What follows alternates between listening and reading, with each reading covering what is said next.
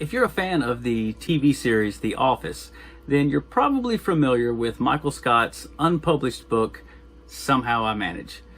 Michael is, if you're not familiar, he's the manager of a small paper company called Dunder Mifflin, and he has what many would call an unorthodox method of overseeing his employees. Now, whether you agree with his approach or not, if you're a supervisor of others, then it's important that you know how to motivate, to organize, to lead, and to inspire your employees. Now, this video explains the various styles of management and how to do that, and hopefully will help you to recognize, depending on what style you most closely identify with, what are your strengths and what are some things that maybe you need to work on. Now, another hope that I have for this video is that it will help you to be able to shift styles. Now, this might be a little more difficult because we all have kind of a natural style based on our personality. But if you can master multiple styles, then you can be highly effective in leading your teams. So knowing these things will ensure that your team will shout, "I'm on top." And that's what well, you know.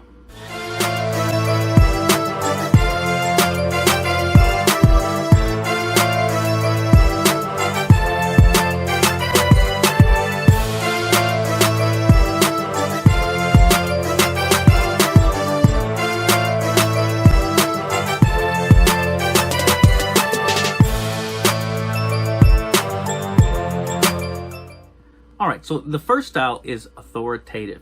Most of us are familiar with this style. If you work typically in things like food service or retail, managers are very authoritative. It's very, here's how it goes, do what I say, very clear directions, very specific, and everyone is required to follow these things to the letter. The boss is the boss. What they say goes. And that's a very much authoritative style. Now, there's a place for that in any level, in any kind of industry, but just be aware of the advantages and the disadvantages. So one of the advantages is it is highly efficient, probably the most efficient management style, because it's a get things done kind of style. Another advantage too that I want to point out is that it is really helpful, and this might be something if you're not authoritative to work towards shifting into, is crisis situations, when decisions need to be made fast, when you have to make a quick decision. Being authoritative and being able to lean into this style is helpful for that. The disadvantages is that in those kinds of environments created by authoritative managers, innovation tends to get squashed. New ideas tends to get squashed because it's what the boss says goes, and people don't typically question that. Employees don't typically go against that grain. So new ideas or new processes or new ways of doing things can get lost in the shuffle. Also, this style can lead to higher turnover because it's not a very empathetic, employee-oriented style. It's more of a business get things done style. So be aware that that's one of the downsides. The next style is persuasive.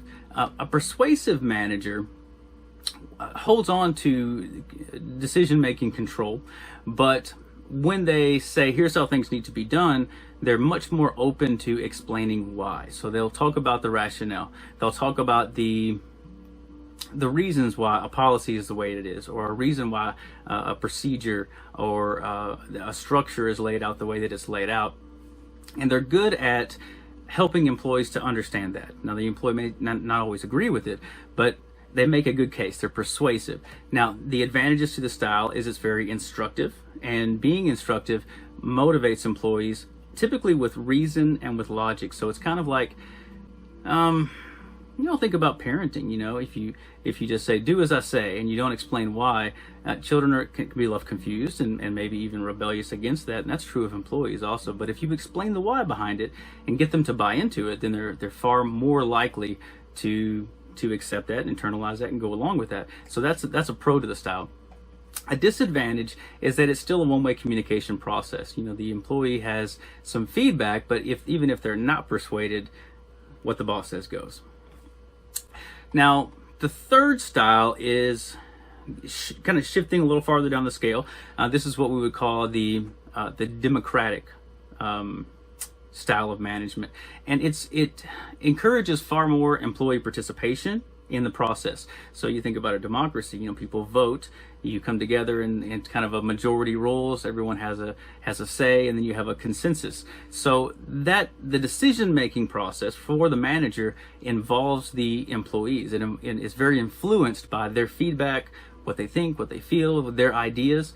And so it encourages communication, it encourages openness, and those are all important things. Now, here's the catch. In order for a democratic management style to work, it has to be implemented at all levels of the organization, because if a manager is trying to use this approach with their employees, but they're getting their legs cut off by upper management, or if someone below them is shifting into an authoritative style and not allowing that communication democratic process to happen, then it's going to break down. So it really needs to be something that everyone's agreed on across the page.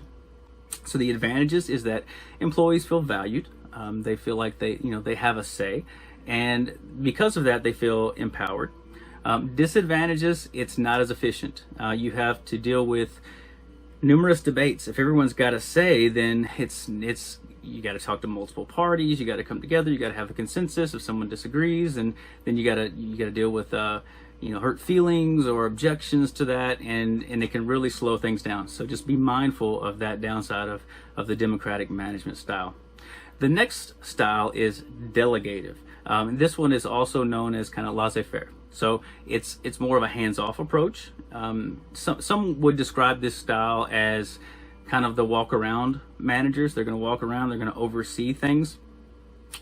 In this style, the managers are far more mentors than they are quote-unquote bosses. Their goal is to be available and to coach and to guide when employees need that guidance. So there's an open door policy. And at the end of the day, though, they allow employees to make their own decisions, to handle problems the way that they feel is best. Kind of a more hands-off approach, which is the opposite of micromanaging, which is something you might see in more of a authoritarian, type of management style. This also has pros and cons.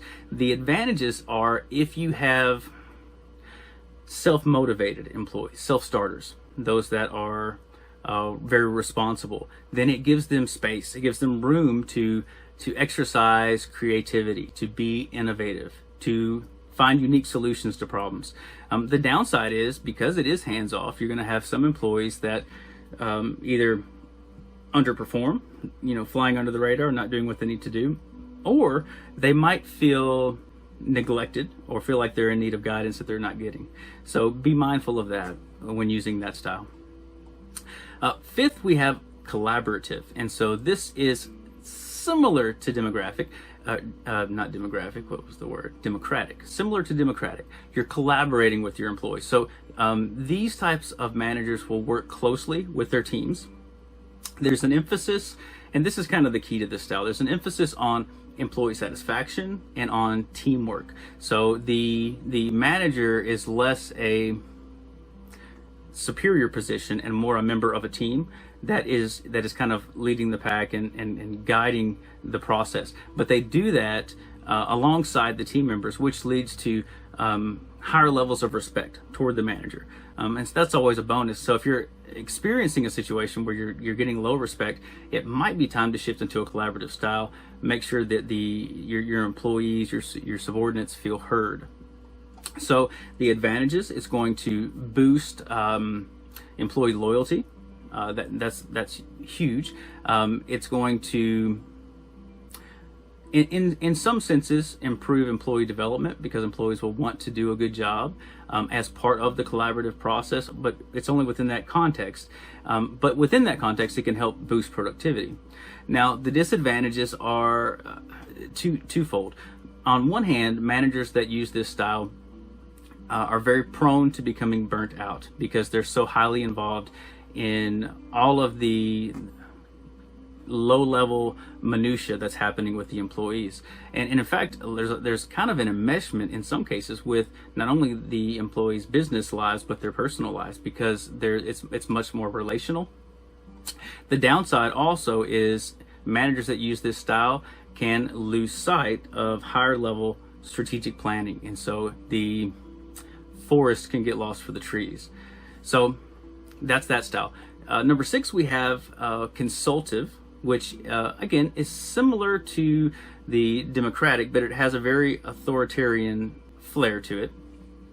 In this style, employers will consistently, this is important, you have to regularly seek feedback from your employees. Again, give them a voice, give them an opportunity to speak what's on their mind, and you have to really take their concerns seriously. So some employers will give lip service to issues within the company but not do anything to fix it.